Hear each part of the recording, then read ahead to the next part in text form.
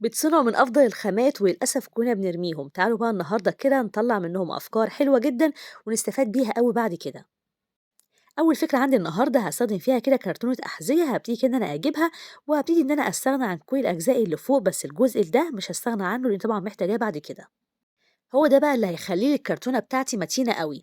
هابتدي بس كده إن أنا هاقفّل بالشمع كويس جدًا، وبعد كده هابتدي بقى إن أنا أحُط الشمع فيها كلّها، وأجيب بقى الكرتونة بتاعتي وأبتدي إن أنا أثبّتها كده من فوق من النُص. لو أنتِ بقى وصلتِ معايا لحد هنا حُطّي كده لايك جميل زيِّك، وانزلي كده تحت كده اكتبي تعليق جميل من إيدِك الجميلة. بعد كده بقى هاستخدم أي sticker وأي لون أنا حابة إن أنا أستخدمه. حبيت إن أنا أستخدم اللون الدهبي والsticker الحلو بنعرفه إزاي، إذا كده غلِّس معانا شوية وإحنا طبعًا بنشيل اللزقة بتاعته. تعرفي على طول إن هو طبعًا نضيف أوي معانا. وبعد كده هابتدي إن أنا أحط كده الكرتونة في النُص، وبعد كده بقى هاقفّل عليها بالsticker اللي معايا. ودي هتكون أفضل طريقة إن إحنا طبعًا نغلِّف أي كرتونة تكون عندنا. زي ما إحنا شايفين كل بقى الزيادات بابتدي كده إن أنا أرميها ناحية جوّه وأثبّتها كويس جدًا، جدًا. وبكده مش هتاخد مننا وقت ولا أي حاجة. الجزء بقى اللي في النُص هنا هابتدي برضه إن أنا أحط جزء فيه تاني من الsticker اللي عندي. أمشّي بس كده إيدي كويس جدًا على جميع الجهات علشان أضمن إن هي تكون ثابتة معايا كويس أوي. بعد كده بقى هاستخدم هنا خيط مكرمية هيديني شكل حلو جدًا، وكمان برضه هيكسر لي اللون الدهبي اللي عندي. زي ما إحنا شايفين أول حاجة كده باحط خط من الشمع، وبعد كده باثبّت على طول خيط المكرمية اللي معايا. هالِف هنا بقى كذا لفة علشان طبعًا الخيط يكون ظاهر عندي. نفس الفكرة برضه هانزل تحت بالشمع بتاعي، وبعد كده برضه هابتدي إن أنا أثبّت الخيط اللي معايا. هالِف بس كذا لفة زي ما إحنا قُلنا مش كتير ولا أي حاجة علشان بس الشكل عندنا يكون ظاهر. بعد كده بقى هابتدي إن أنا آجي تحت ونفس الفكرة برضه هابتدي إن أنا أحُط نفس الخيط اللي إحنا استخدمناه فوق علشان الشكل يكون حلو من فوق وكمان برضه من تحت. هنا بقى قلبت الكرتونة بتاعتي علشان يكون سهل علينا إن إحنا طبعًا نثبِّت الخيط اللي معانا. خيط المكرمية حلو جدًا وكمان رخيص جدًا مش غالي ولا أي حاجة، وبيتباع عند المحلات بتاعة أدوات الخياطة. لو قُلنا له هات كده ب10 جنيه حتى هيدّينا. لأنه كده بيتباع بالكيلو.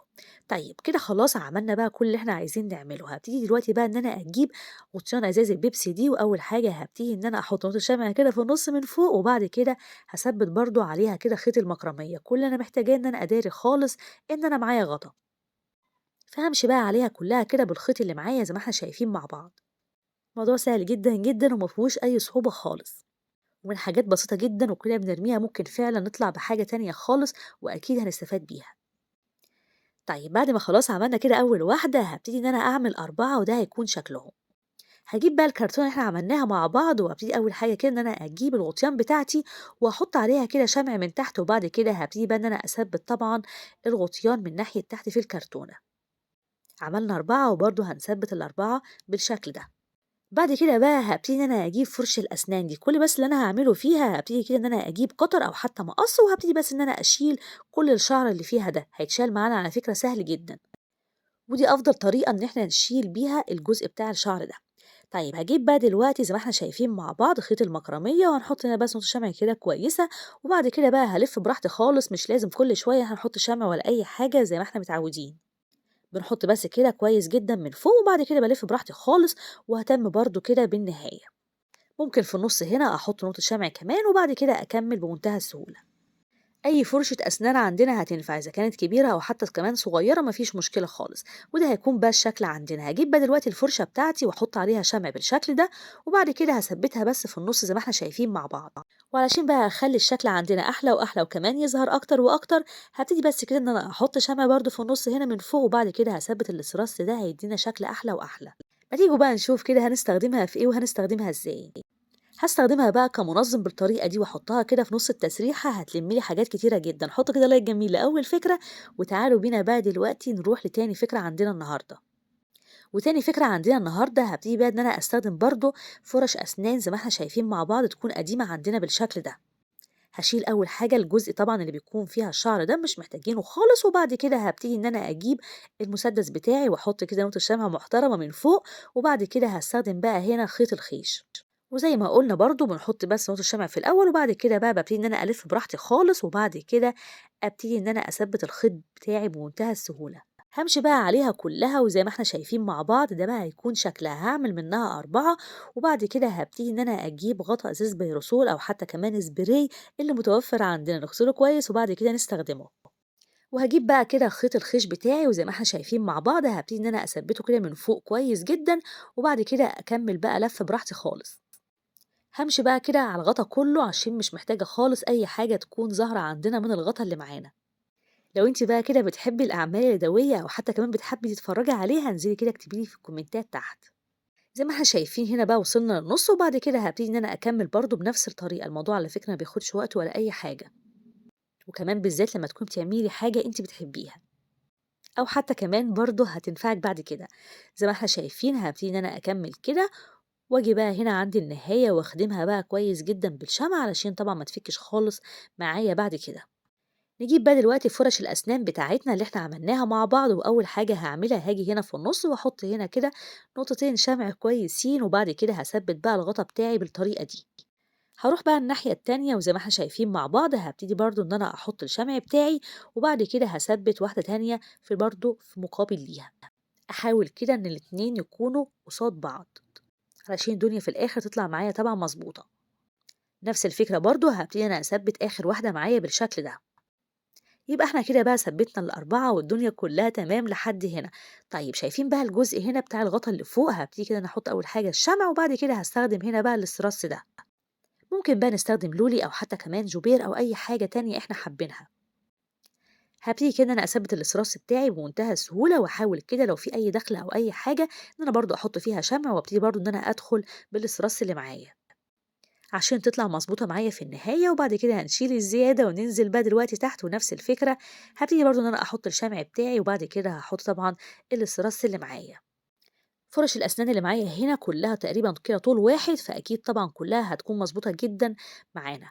خلاص كده بقى هابتدي إن أنا أشيل كل الزيادة اللي عندي وده هيكون الشكل عندنا، وبعد كده هابتدي برضه إن أنا أجيب نفس الأسترس اللي معايا، وهنا بقى هابتدي برضه إن أنا أقطع 4 وال4 هنا هيكونوا نفس المقاس بالشكل ده، باعمل واحدة وبعد كده باخد نفس المقاس بتاعها. هاجي بقى هنا دلوقتي من ناحية فوق كده وهابتدي بس إن أنا أحط طبعًا الشمع بتاعي وبعد كده أثبِّت الأجزاء اللي إحنا قطعناها مع بعض. أول حاجة هتدّينا شكل حلو جدًا، وكمان برضه هتداري لي بقى أي حاجة تكون ظاهرة عندنا من فوق. نفس الفكرة برضه هابتدي أنا أكمّل في الاتنين اللي باقيين. طيب بعد ما خلاص بقى خلّصنا كل الأجزاء اللي عندنا دي، وزي ما إحنا شايفين ده هيكون الشكل عندنا. هابتدي برضه إن أنا آجي ناحية تحت هنا، وبرضه هاخد بقى مقاس، بس المرّة دي بقى هاخد مقاس أكبر شوية، لإن طبعًا أنا محتاجة إن الشكل عندنا يكون ظاهر برضه من تحت أكتر شوية. وهابتدي بقى إن أنا أحط هنا الشمع بتاعي، وبعد كده أثبِّت طبعًا الأجزاء اللي إحنا عملناها مع بعض. ما حبيتش خالص بقى إن أنا أحط كده الصراص في كل ناحية، لأ أنا حبيت إن أنا كده أعملها أجزاء، أجزاء علشان طبعًا الشكل عندنا يكون أحلى وأحلى. بعد كده بقى هاجيب الولاعة وهابتدي إن أنا أمشّي طبعًا عليها كلّها علشان لو في أي شعر كده زيادة من الخيط نفسه أبتدي إن أنا أشيلها والشكل عندنا يكون ظاهر أكتر وأكتر، وكمان تعزيز للون بتاع طبعًا الخيط اللي معايا. وده هيكون شكلها. تعالوا بقى دلوقتي نشوف هنستخدمها في إيه وهنستخدمها إزاي.